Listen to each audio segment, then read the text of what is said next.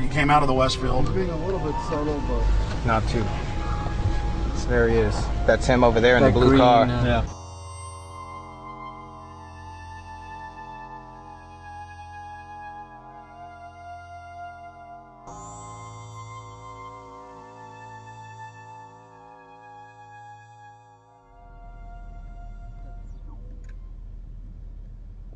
We're headed back to the Marriott here in Chantilly, Virginia, the scene of Bilderberg 2008. We successfully infiltrated the last day and a half inside, got out with some great stuff. We've been tailed, and now we're going back to cover the dignitaries, the elitists, as they arrive. And right now is the prime time for them to start arriving for the next 3-4 hours. We took about a 30-minute break. I'm sure we missed a few, but it doesn't matter. Because we've got scores of people that just organically are listeners, info warriors that are out here taking action. taping it.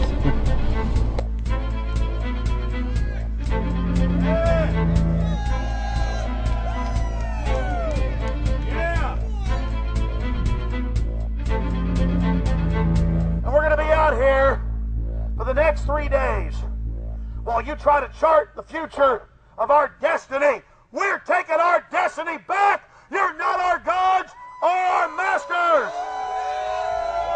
We witnessed at least 7 convoys of armed Secret Service entering the Westfield's Marriott, and internal sources confirmed that both candidates did attend at least one meeting inside the conference. While the Bilderberg Group was 100% successful in 2008 at keeping their name out of the mainstream media, they did not fare as well when it came to the exploding independent press.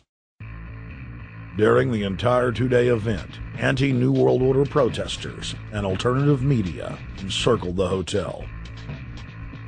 You are being exposed everywhere! From David Rockefeller, from John Edwards, from Bill Clinton! Your game of secrecy is over! You're gonna pay! Get him! It's up close! You piece of filth! You piece of trash! This is Bernanke, man! Bernanke, you're going down!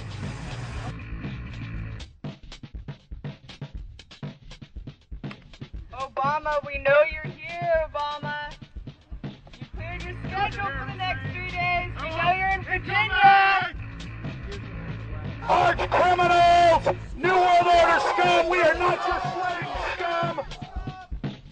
Brave Americans came from all over the United States and bullhorned the main conference hall at close range as the global power brokers schemed inside.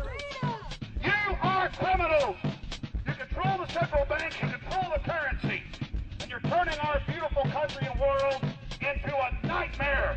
The global elite are desperate to keep their organizational meetings a secret.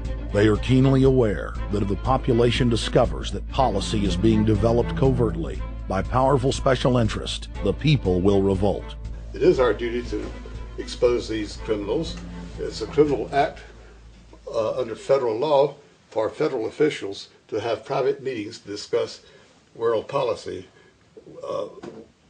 with non-federal workers. So everybody from the State Department, Treasury Department, White House, Defense Department, and others who show up, as they always do, they're committing a criminal act simply by being here to attend a secret meeting with officials from other countries to discuss U.S. policy in the world. So literally it's a criminal act.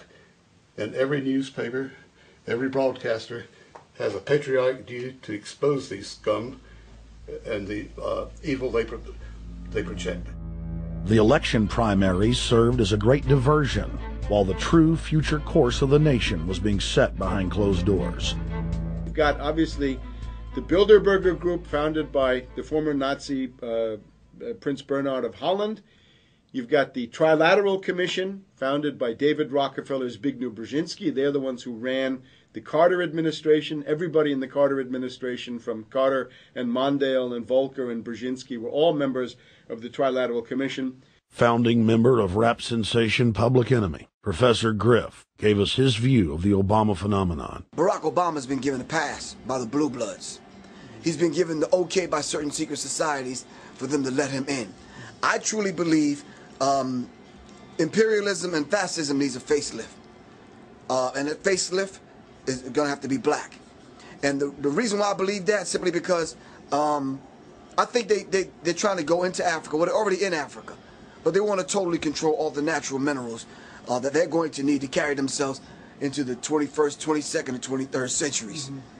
You follow me? So I think they have to go through a phase of galvanizing the masses of dark-skinned people that truly believe that change needs to come, but the change that they're talking about is not necessarily change for the better as far as the masses of the people. It's probably a better change for them. It's not going to change for us, the little man on the totem pole. And no one looks at the agenda. Long as he positions himself right, have the right tie on, have the right smile, repeats the slogans over and over, and drives it home, the average American is just going to swallow it hook, line, and sinker. And we don't even know what the agenda is. Writing in his 1964 book, With No Apologies, Senator Barry Goldwater said, "The Trilateral Commission is intended to be the vehicle for multinational consolidation of the commercial and banking interest by seizing control of the political government of the United States. The Trilateral Commission represents a skillful, coordinated effort to seize control and consolidate the four centers of power: political, monetary, intellectual, and ecclesiastical. What the Trilateral Commission intends is to create a worldwide economic power superior to the political governments of the nation-states involved. As managers and creators of the system, they will rule the future." Bilderberg issues executive decisions and prime directives to its subdirectorates for implementation. The Trilateral Commission takes the Bilderberg Group agenda and executes it through regional roundtable groups throughout Europe, Asia, and the Americas. The Council on Foreign Relations serves as the managing roundtable group in the United States sector. The Council on Foreign Relations has dominated every administration since the days of FDR. The way in which they make policy and rule is that they are a polycentric oligarchical system. You have to be a finance oligarch. Remember, this is not a society ruled by generals, not by priests, not by bureaucrats, not by demagogues, none of those, but by bankers. Bankers rule, and the bankers set up these institutions. They set up things modeled on the Royal Institute for International Affairs, Chatham House, and the Milner Round Table of the period right after the Boer War, so even before World War I. You had the British setting up these round tables, institutes with publications and conferences, and this is how they make policy.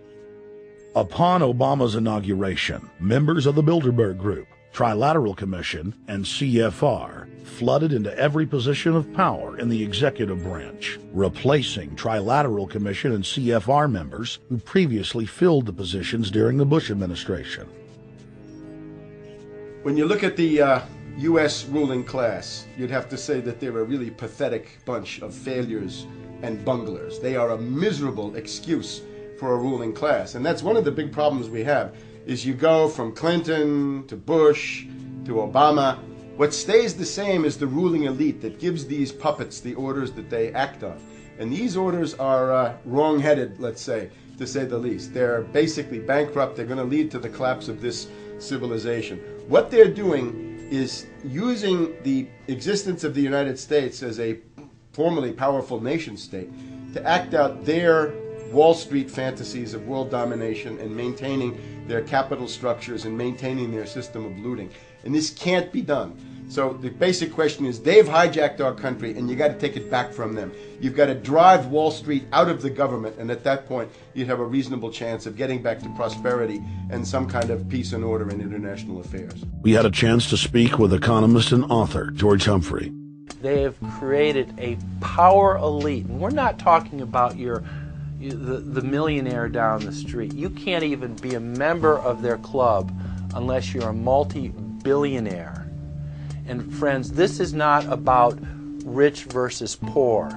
This is about a very, very small handful of the worst criminal element on this planet, manipulating and destroying the good people of this nation and of this world. About this Obama with change. Look at the people he's put in to mastermind the economic recovery. Larry Summers. I love it. Every time they talk about Larry Summers,